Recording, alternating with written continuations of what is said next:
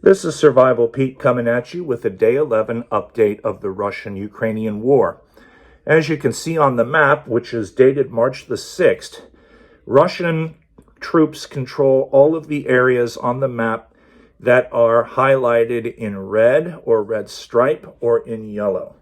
So Russian troops certainly occupy the Donbas region over here, and that's an area where major fighting is taking place. They're also across the border and laying siege to Kharkov or Kharkiv, which is here. They are inching forward towards Kiev, the capital city here, and they're coming down out of Belarusia here and Russia proper here in a pincer movement to squeeze the capital off from both sides of the Dnieper River. All of this area up here is occupied by Russian troops, even though it doesn't show it on this map. They've taken Chernobyl, the power plant here, and they have blocked the north, they've blocked the west, and they've blocked the east. The only way in and out of the capital now is to the south, and they are slowly advancing on both of those axes every day with the intention of encircling the city and putting it under siege. The main areas where the Russians are making gains is in the south. They're coming up through the Crimea. They come across a bridge over here from mainland Russia proper over here, and then they come up through the Crimea.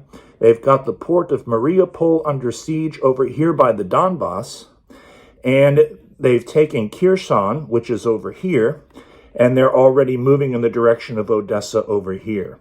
If they're able, Mariupol, I'm certain, is going to fall within the next few days. If they're able to also take Odessa, they are going to be able to cut Ukraine off from the sea. One of the things that the Russians could do to break this campaign open to get things moving a little bit quicker is to deploy forces to the western part of Ukraine. There are Belarusian troops up here in Belarusia, paratroop units, armored units, mobile infantry units, along the Belarusian, Polish, and Ukrainian borders somewhere right in here. There have been photographs taken of armored and military columns in that area of the country that have come out on different sites on the internet that I have seen. Belarus is already involved in this war. They've hosted Russian troops. Russian troops have launched missiles and airstrikes from Belarus. They're a part of this war.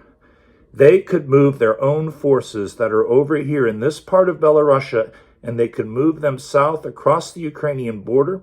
They could come down and they could lay siege to Lviv, take Lviv, and they could block all of the major road arteries between Poland and Ukraine here, essentially interdicting any ground convoys with weapons coming from the west, and thereby essentially laying the entire country under siege. And then it would only be a matter of time. Whether or not the Russian High Command or the Belarusian High Command sees this strategic movement here that should be made for the betterment of their campaign, who knows? They haven't done it. Hopefully they don't do it. But if they wanted to break this campaign open, they could move another group of soldiers south along this western axis to block the Polish border and to take this major city of Lviv here.